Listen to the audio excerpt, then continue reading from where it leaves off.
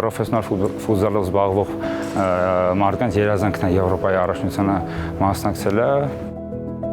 Միրան Դերմենջյանը ժպիտով է խոսում երազանքի իրականացման մասին։ Հիմա ոչ թե ինքն է հեռուստացույցով դիտելու, այլ իրեն են դիտելու։ Ֆուտզալի Հայաստանի ազգային հավաքականը կխաղա Եվրոպայի առաջնությունում, իսկ մինչև այդ երկու ընկերական հանդիպում Իսպանիայի դեմ։ Ուզում ենք այտենց լավ ուժեղ թիմի հետ խաղանք, որ հասկանանք ինչ թույլ կոմեր ունենք ու դրա վրա աշխատենք,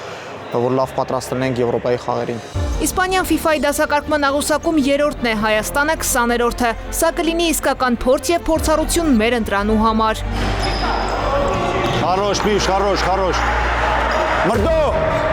կիսադաշ չենք մոռանում։ Հայ-իսպանական մրցավեճին չեն մասնակցի Ռաֆիկ Մելիքյանը, Կարեն Մուրադյանը, Պուտրուս Վասիլևն ու Արթուր Մելքոնյանը։ Վերջինս բացակայում է վնասվածքի պատճառով։ Տեմպը հաստատ բարձր է լինելու Իսպանիայի դեմ,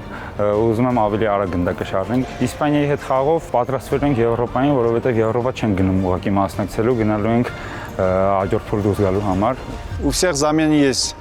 Меняется, чтобы